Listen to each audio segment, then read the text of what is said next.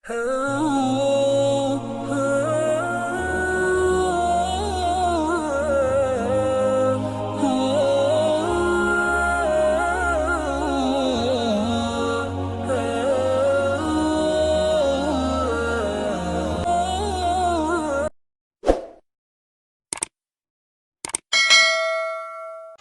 saya buka ruang tanya jawab. Monggo Ibu. Waalaikumsalam.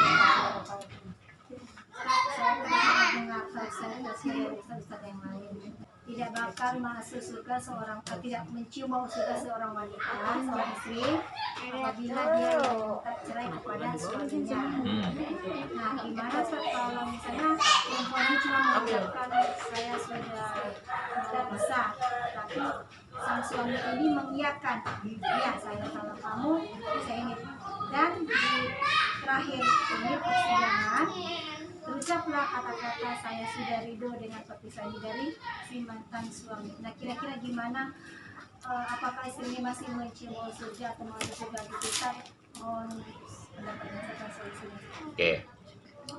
Seorang istri tidak akan pernah masuk surga, bahkan menciumnya pun tidak ketika meminta cerai pada suami. Maksudnya yang tanpa alasan yang jelas, yang disebut tidak syar'i. Tidak syar'i itu apa? Ketika suami sudah melaksanakan kewajiban, istri ngotot cerai juga karena mantan yang terindah hadir kembali. Nah, itu yang tidak masuk surga. Nah, sekarang kita cek dulu apa kewajiban suami. Jadi yang tidak masuk surga itu ketika alasan tidak jelas atau tidak syar'i.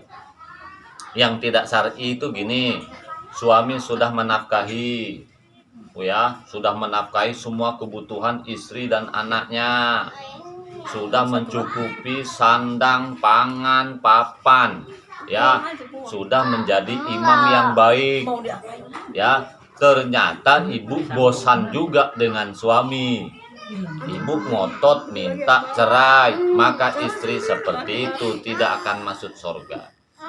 Apa alasan yang kemungkinan ibu bisa cerai walaupun suami telah mencukupi semua kebutuhan? Saya ulangi, apa yang menjadikan istri tetap ngotot cerai walaupun suami telah memenuhi semua kebutuhannya?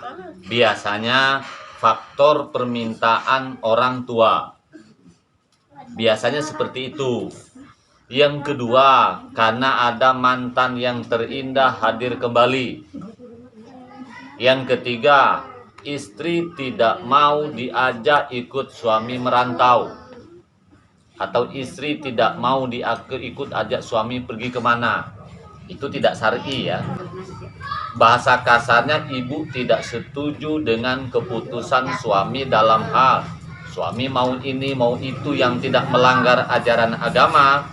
Karena istri hanya boleh menolak permintaan suami ketika apa yang dilakukan suami itu melanggar ajaran agama. Tapi kalau tidak, ibu wajib taat. Suami, contoh, saya ingin beli rumah di Odessa, kata suami. Kata ibu, saya ingin di Batu Haji. Ini kan sama-sama tidak dosa nih.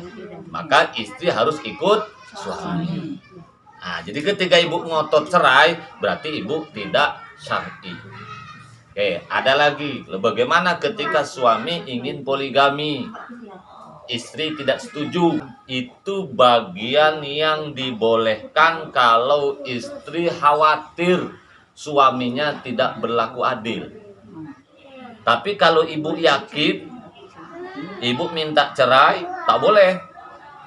Contoh, suami uangnya sudah cukup, segalanya sudah punya, ibu menghalangi juga, gitu kan? Ibu khawatir itu secara akal, bukan hanya sekedar nafsu.